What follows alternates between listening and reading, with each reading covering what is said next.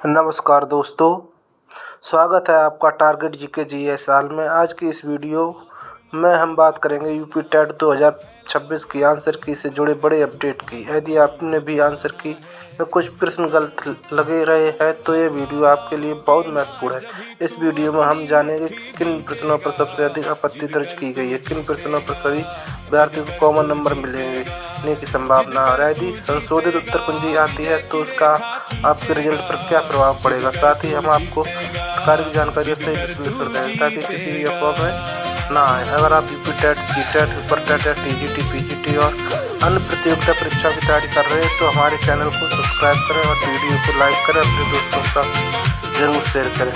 बात कर रहे हैं एक बड़ी और लेटेस्ट अपडेट के बारे में जो कि संबंधित है यूपी टीईटी को लेकर, यूपी टीईटी की रिवाइज आंसर की के बारे में। जी हाँ दोस्तों, जैसा कि आप जानते हैं यूपी टीईटी को लेकर जैसी कोई नई और बड़ी जानकारी सामने निकल कर आती है तो सबसे पहले आप सभी को online adopter study YouTube channel के माध्यम से दे दी जाती है। इस वीडियो में हम बात कर रहे हैं यूपी टीईटी को लेकर। अगर बात की जाए 20 गलत प्रश्नों पर सबको कॉमन नंबर के साथ साथ लो हो गया इस प्रश्न के बारे में, यूपी टीईटी के रिवाइज उत्तर कुंजी के बारे में। जब से यूपी टीईटी की परीक्षा हुई है तभी से अभ्यर्थी सबसे ज्यादा अगर किसी चीज से परेशान थे तो वो थे निश्चित तौर पे यूपी टीईटी को लेकर आंसर की के बारे में, क्योंकि लगातार यूपी टीईटी में जो आप सभी के क्वेश्चंस आते हैं उनमें कई ऐसे क्वेश्चन या कई ऐसे सवाल हैं जिनके जवाब निश्चित तौर पर आयोग के लिए गले की हड्डी बन जाते हैं। अब इसको लेकर बहुत सारे अभ्यर्थियों ने लगातार सवाल खड़े किए थे कि जब उत्तर ही गलत है, क्वेश्चन ही गलत है, तो ऐसी कंडीशन में उनको नंबर क्यों नहीं मिलेगा। अब यहाँ पर आप सभी के सामने बड़ा ही स्पष्टीकरण देखने के लिए मिला है। यहाँ पे अगर बात करें उत्तर प्रदेश शिक्षा सेवा चयन आयोग के माध्यम से इसके बारे में एक बड़ी जानकारी दी गई और उस जानकारी के बाद से और ज्यादा कहीं ना कहीं बवाल हो गया। उत्तर प्रदेश शिक्षा सेवा चयन आयोग के चेयरमैन साहब ने एक बयान दिया, उसमें उन्होंने कहा कि यूपी टीईटी के जो अगर बात की जाए 150 में से 130 क्वेश्चन सही हैं और 20 अगर गलत होते हैं तो सभी पर कॉमन नंबर दे दिया जाएगा। ऐसा उनके माध्यम से दिया गया था। अगर आपने देखा नहीं है तो आपको दिखा देता हूँ।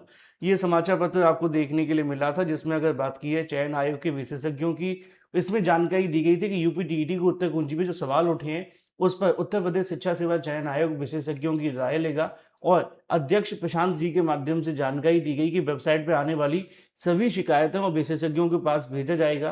प्रशांत कुमार जी की तरफ से एक रिपोर्ट में कहा गया कि जो आपकी फाइनल रिपोर्ट आएगी उत्तर कुंजी को लेकर उसके आने के बाद परीक्षार्थियों के हित में निर्णय लेंगे। उन्होंने ये भी कहा कि 150 में से अगर 130 ही सही पाए जाते हैं तो 130 को सही मान करके जो बाकी के गलत सवाल हैं उन तमाम सवालों के ऊपर पूरे नंबर अभ्यर्थियों को देने पर विचार किया जा सकता है, यानी कि 20 के 20 क्वेश्चन आपको कॉमन नंबर मिल सकते हैं। लेकिन यहाँ पे उन्होंने एक विंडो ओपन रखी कि इस पर विचार किया जा सकता है, ये भी सच है। दूसरी जो विंडो है वो ये है कि मुझे नहीं लगता कि 20 के 20 क्वेश्चन सही होंगे। हाँ, क्वेश्चन सही गलत हो सकते हैं, बहुत सारे गलत हो सकते हैं, लेकिन 20-20 क्वेश्चन गलत होना नेक्स्ट टू इम्पॉसिबल होगा। यूपी टीईटी 2017 में हुआ था, उसमें 14-15 क्वेश्चंस को लेकर विवाद हुआ था और अब इसके बाद यूपी टीईटी में पहले से ही 4-5 क्वेश्चनों को लेकर तो विवाद लगा हुआ है। मैंने आपको बताया भी है। इंग्लिश के तकरीबन अगर बात की जाए कई क्वेश्चनों को लेकर विवाद है, हिंदी के 8-10 क्वेश्चनों को लेकर विवाद है,